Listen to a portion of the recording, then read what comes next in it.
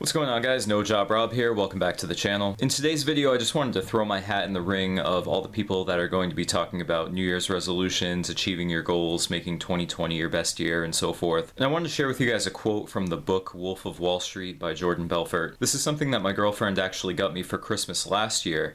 And she got me a framed printout of the quote, and it goes as follows. "The only thing standing between you and your goal is the bullshit story that you tell yourself as to why you can't achieve it." And she got it for me because she knew I was enjoying the book, but she wasn't really sure if it was a quote that I liked or that was actually relevant. And while I thought it was an awesome gift, it turns out that I didn't really fully appreciate the importance of it. I thought it was something that I already embodied, seeing that I had already stepped outside of the mold and tried to forge a path for myself as an entrepreneur. And I had already told myself that as long as I don't give up, then eventually I will be successful. So I thought because I had that belief in myself that I had overcome the quote-unquote bullshit stories. But I came to realize that as you get closer and closer to exiting your comfort zone and actually growing and expanding as a person, your brain will continue to formulate reasons why you should go back to what's familiar. And I'm sure this is because for our ancestors, if they were to do something that would introduce more variables to their situation, then it would be a higher likelihood that it could result in harm or death. So the stories for me kind of pivoted and became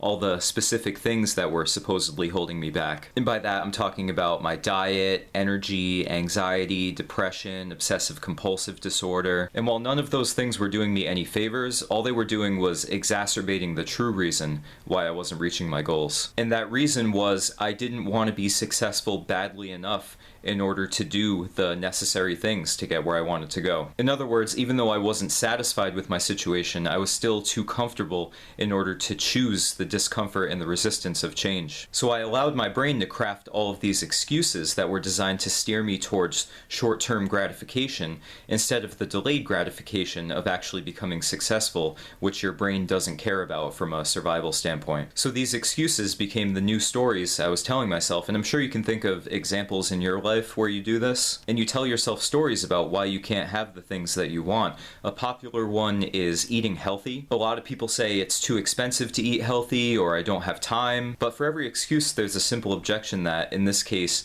there are people broker than you or busier than you who are eating healthier than you. You know, people who want to advance their career or change career paths and go back to school, but they say, it's too late for me. Meanwhile, there are people older than you who are hustling and getting it done, and it just becomes, how badly do you want it? And are you giving in to the comfort of staying where you are? So I realized how much I was sabotaging myself by allowing this pattern to continue and not addressing it at the source. So that's why one of the shifts that I'm making in 2020 is just being a lot more vigilant for this type of self-defeating programming and not allowing it to hinder me from taking action. As time goes on, it's naturally becoming more uncomfortable for me to continue underachieving, so that bodes well for my ability to make the hard choice that's going to move me forward. You have nothing to gain by tricking yourself or allowing yourself to be tricked by your thought patterns. So I encourage anyone watching to be honest with yourself and learn to recognize this programming, and instead of accepting it, start to think in a more solution-oriented way. So if there's something that you really want to go after, and invariably your mind starts telling you reasons why you can't do it, start to say, instead of "I can't do it," "How can I do it?" And ask yourself truthfully and directly, do you want it badly enough to do what's necessary to overcome this supposed obstacle? You know, for me, a lot of it was a refrain of, I can't afford this, I don't have time for this, I'm too tired to do this. But if you read between the lines of what I was telling myself, again, I was choosing my current predicament versus doing the uncomfortable things that would have been necessary to break those cycles of habit, like invest in the right things, manage my time more effectively, go to the gym. And those excuses are the reason why I haven't made the progress that I'd like to, and that's likely the case for you, and that's why I would like to leave them behind me in this decade. So I encourage you guys to stop taking shit from yourselves, break this cycle, and actually make some real progress in 2020 with me if that's something you've been struggling with. And let's officially make 2020 the year of no excuses. And it's a bit late to convey this message now, but there's no reason to wait for a new year either. I certainly didn't. I changed my diet already, I've been going to the gym, and I'm already feeling much better and in a much better position to succeed,